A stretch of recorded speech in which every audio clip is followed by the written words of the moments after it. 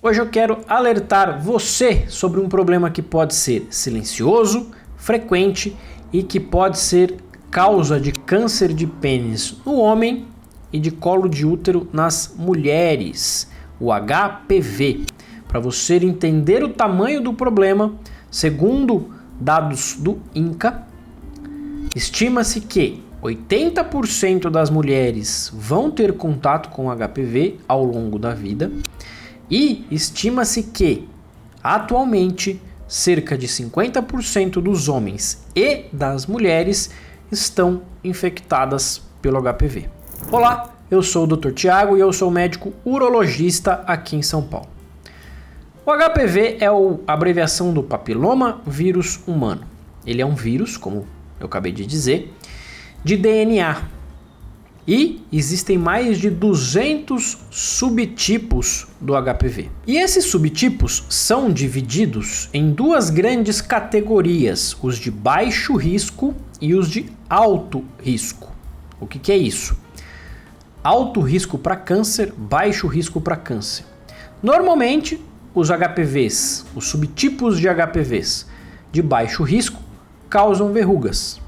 E os de alto risco são os que aumentam a chance da pessoa que contraiu o vírus desenvolver câncer. Quais tipos de câncer? Principalmente colo de útero nas mulheres e pênis no homem, mas ele já está associado ao aumento de cânceres de boca, vulva e vagina também. Como que é a transmissão do HPV? A transmissão do HPV ela é feita através de contato pele com pele. Então, e precisa ser um contato contínuo. E o HPV ele acaba sendo a principal DST que nós temos atualmente. Como eu expliquei lá no começo do vídeo, cerca de 50% das pessoas estão contaminadas e infectadas pelo vírus do HPV. E um detalhe muito interessante, muitas pessoas falam, doutor, como é que eu contraí o HPV se eu utilizo camisinha, se eu utilizo preservativos? Bom, como eu expliquei, o contato, a transmissão, ela é através do contato pele com pele. Principalmente na pele onde existe verrugas, onde existe o vírus. Não é com o sêmen, não é com líquidos que transmite o HPV, diferente de outras doenças sexualmente transmissíveis como HIV e hepatites, sífilis e gonorreia. Portanto, a camisinha vai proteger nas áreas onde ela cobre. Então é muito comum a gente pegar HPV locais onde a camisinha não protege, que é nas regiões próximas da genitália, ou seja, vulva nas mulheres e na região ali do púbis nos homens. Então a camisinha ajuda, mas ela não protege 100% contra o HPV. Qual é os sintomas que o HPV causa? Bom, conforme eu falei, 3 coisas podem acontecer quando você entra em contato com o vírus. A primeira delas, e ainda bem que é a mais comum, o seu corpo tende a eliminar o vírus dentro de 6 a 24 meses depois do contágio. Isso é uma média, tá? E aí, beleza, ele não causou nenhuma lesão. Segunda coisa que pode acontecer, você entra em contato com o vírus, ele fica latente ali na pele e não causa nenhuma lesão. E ele pode ficar latente por anos, sem desenvolver nem verruga e nem câncer. E o terceiro são as lesões, que aí pode, a depender do subtipo, causar lesões pré-malignas, que são alterações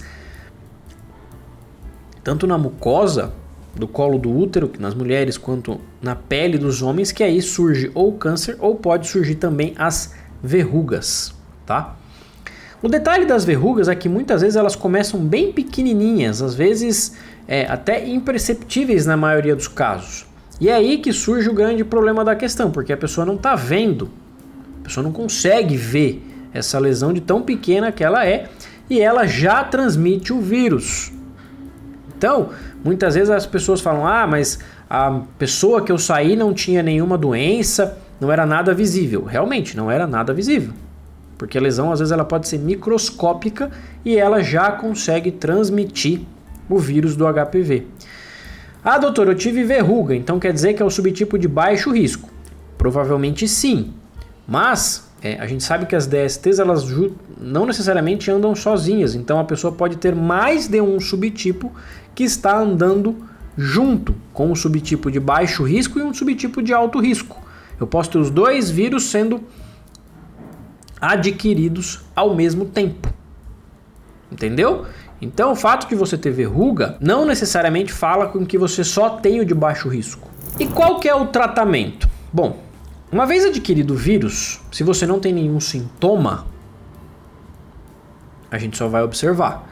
Por isso que é muito importante que as mulheres façam os exames periódicos, principalmente o Papa Nicolau. O Papa Nicolau, que é aquele exame que você faz no ginecologista, é para detectar essas alterações do HPV.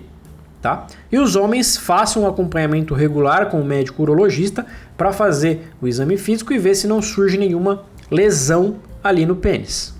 Que essas lesões elas são pré-malignas. Quando você faz o diagnóstico precoce, ela ainda não virou câncer.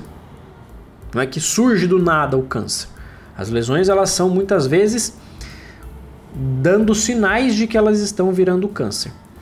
E para os pacientes que têm lesões ativas, principalmente a verruga, a gente pode fazer vários tipos de tratamento. O primeiro deles é a cauterização química, onde o mais comumente utilizado é o ácido tricloroacético, o famoso ATA, que aí pode ser manipulado em várias concentrações e a pessoa faz uma cauterização química ali em cima da verruga.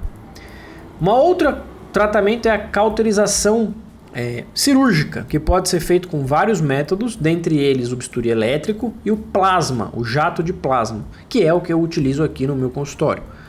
As cauterizações cirúrgicas elas têm uma eficácia maior do que a cauterização química.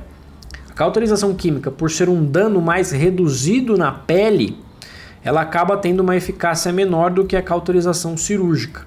Na cauterização cirúrgica a gente acaba causando um dano direcionado na pele maior, nas áreas onde provavelmente tem o vírus, o que reduz a recidiva. Então a taxa de eficácia da cauterização cirúrgica ela é acima de 90%. Uma outra pomada que se chama Imiquimod, que pode ser utilizado também no tratamento do HPV, que essa pomada ela tem o objetivo de estimular o seu corpo a combater o vírus.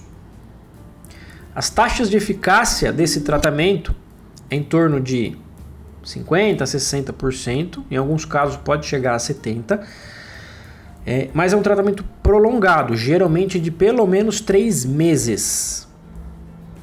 Tá? Então, quando os pacientes procuram a gente, geralmente a gente recomenda fazer a cauterização cirúrgica porque ela acaba sendo a mais eficaz. E o que é muito importante é a vacina. A vacina do HPV, ela está disponível no SUS para meninos e meninas dos 9 aos 14 anos de idade. Então, se você tem filhos nessa idade, leve-os para tomar a vacina do HPV. Ela é muito importante porque a eficácia da vacina ela é muito maior quando as pessoas não tiveram contato com o vírus, tá? Doutor, eu já tive contato com o vírus, eu não tenho essa idade, devo tomar a vacina? Deve. Ela não está disponível no SUS para você, mas nas clínicas particulares, homens e mulheres dos 9 aos 45 anos podem tomar a vacina e, para quem já teve algum tipo de HPV, eu recomendo que tome a vacina. Apesar daquele vírus que está em você, está ali se manifestando, ela não ser eficaz para eliminar ele, a gente sabe que existem mais subtipos, então você pode ter contatos com outros e a vacina vai ajudar a isso não acontecer. A vacina que nós temos hoje no Brasil é a vacina que a gente chama de nonovalente, que pega 9 subtipos, dentre eles os 16 e os 18, que são responsáveis por 70% dos cânceres de colo de útero nas mulheres. Doutor, meu marido teve HPV, minha esposa teve HPV. Quer dizer que fui traído? Não necessariamente. Tá? Como eu expliquei no começo do vídeo, o vírus ele pode ficar latente por anos e só se manifestar depois de muito tempo, tá? Então a gente não consegue dizer quando que houve a contaminação. A lesão pode estar ali, ela pode ter se desenvolvido há poucos meses, mas a contaminação do vírus pode ter sido muito antiga, tá? Então não dá pra gente afirmar que uma pessoa que desenvolveu HPV e só tem relação com a esposa, com o esposo, traiu ele naquele momento, tá bom? Então tenha uma conversa aberta aí com o seu parceiro, com sua parceira, para não ter desentendidos. Espero que você tenha compreendido a mensagem desse vídeo. O HPV é a DST mais comum que nós temos hoje no Brasil e no mundo inteiro. Portanto, se cuide, faça o seu acompanhamento regular com seu médico urologista e, se você for mulher, com seu ginecologista. No mais, espero que tenha gostado. Não deixe de curtir o vídeo, se inscreva no canal e até a próxima.